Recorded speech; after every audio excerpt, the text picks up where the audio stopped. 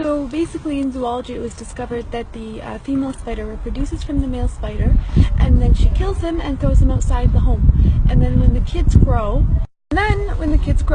they also kill the mom spider and they throw her outside the home. Technically it was discovered that the spider's home is the most bizarre home. It's the worst home ever built. And it was described in the Quran in one verse.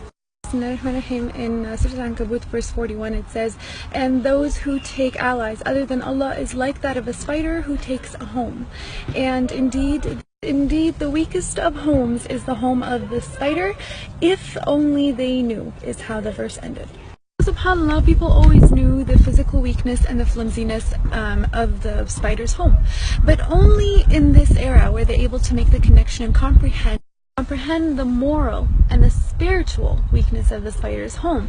Hence why at the end of that verse it says, "If only they knew." Still, Allah subhanahu wa ta'ala had named an entire chapter, an entire surah after this creature. He spoke about the actual spider in one verse. The rest of the surah was about fitan, sins and temptations.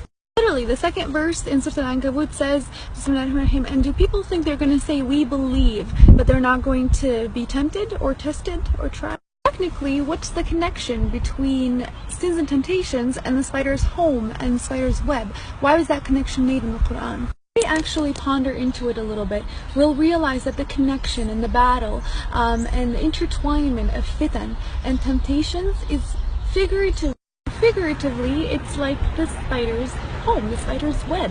Temptations are everywhere. There's a lot of them, and sometimes they're very intertwined and connected, where sometimes it becomes very difficult for the fitan or temptations to be individually distinguished.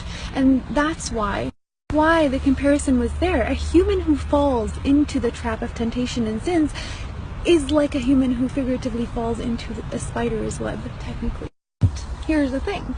If we decide to leave that trap through seeking our Lord with His power and our will, that trap becomes very weak. Just like the spider's web, it gets demolished with the touch of a finger. SubhanAllah, I just thought that connection in the Quran was very fascinating, very interesting. May Allah protect us from any fitan and temptations.